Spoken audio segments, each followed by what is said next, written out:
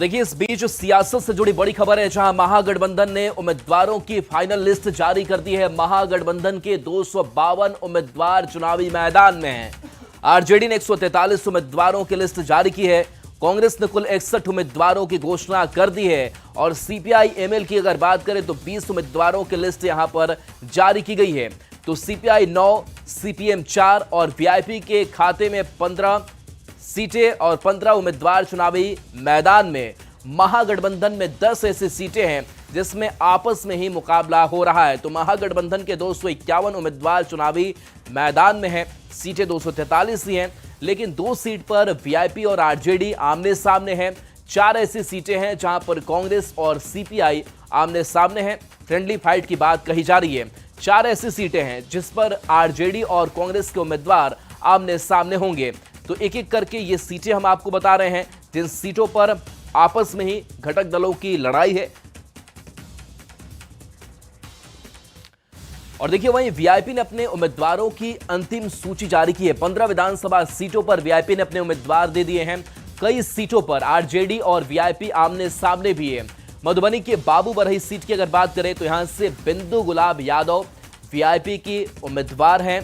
तो दूसरी तरफ आरजेडी से बाबू बरही सीट पर ही अरुण कुशवाहा को उम्मीदवार बनाया गया है। चैनपुर सीट की अगर बात करें तो यहां भी दोनों पार्टियां आमने सामने हैं, यानी कि 2 सीट ऐसी जिस पर वीआईपी और आरजेडी आमने सामने हैं। चैनपुर से आरजेडी के ब्रिज किशोर बिंद और वीआईपी से बाल गोविंद बिंद उम्मीदवार बनाए गए हैं।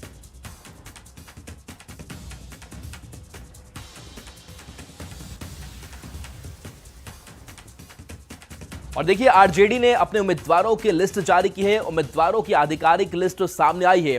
143 उम्मीदवारों की लिस्ट आरजेडी की तरफ से जारी की गई है। आरजेडी यानी कि 143 सीट पर चुनाव लड़ रहा है।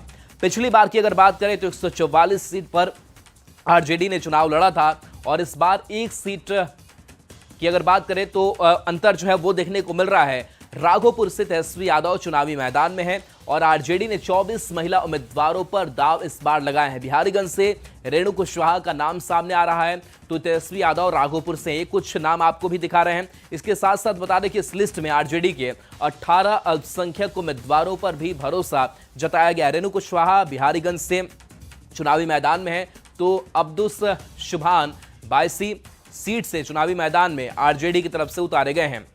अमर पासवान की अगर बात करें तो अमर पासवान बोचाल सीट से चुनावी मैदान में है। तो देखिए, आरजेडी के बाद से दूसरी तरफ कांग्रेस ने भी अपने उम्मीदवारों की 5 लिस्ट जारी की है और कुल 61 उम्मीदवारों की घोषणा इस लिस्ट के जरिए की गई है, यानी कि 61 सीट पर कांग्रेस चुनाव लड़ रही है। तो देखिए, अब तस्वीरें जो है महागठबंधन के अंदर साफ हो चुकी है। अपने अपने उम्मीदवारों की लिस्ट जो है इन पार्टियों की तरफ से जारी किया जा चुका है और कुछ ऐसी सीटें हैं जहां पर फ्रेंडली फाइट की बात कही जा रही है। और कांग्रेस ने भी अपनी 5 लिस्ट जो है उम्मीदवारों की जारी की और कुल 61 उम्मीदवार इस पूरी लिस्ट में शामिल हैं। 61 सीट पर कांग्रेस इस बार चुनाव लड़ रही है। तो देखिए, अगर बात करें 5 सीट पर आरजेडी और कांग्रेस की भिड़ंत है। महागठबंधन में फ्रेंडली फाइट इसे कहा जा रहा है और 5 सीट पर आरजेडी कांग्रेस की भिड़ंत है। ये कौन कौन सी सीटें हैं उसे भी समझ लीजिए। तो ये सीटें हैं वैशाली की, लालगंज की सीट है और वैशाली की अगर बात करें तो यहां से अजय कुशवाहा वर्सेस इंजीनियर संजीव सिंह, यानी कि आरजेडी वर्सेस कांग्रेस की लड़ाई है। फ्रेंडली फाइट की बात कही जा रही है। आरजेडी से शिवानी शुक्ला है लालगंज सीट से, तो आदित्य कुमार राजा कांग्रेस से इस बार प्रत्याशी उतारे गए हैं। चंदन सिन्हा और ललन सिंह के बीच लड़ाई है। आरजेडी और कांग्रेस की यह लड़ाई जो है वो सुल्तानगंज सीट की है। कहलगांव सीट की अगर बात करें तो यहां से आरजेडी से रजनीश भारती है, तो दूसरी तरफ कांग्रेस से प्रवीण सिंह कुशवाहा चुनावी मैदान में है। नरकटियागंज की अगर बात करें तो आरजेडी से दीपक यादव चुनावी मैदान में है, तो यहां शाश्वत केदार पांडे उनके खिलाफ कांग्रेस से चुनावी मैदान में है।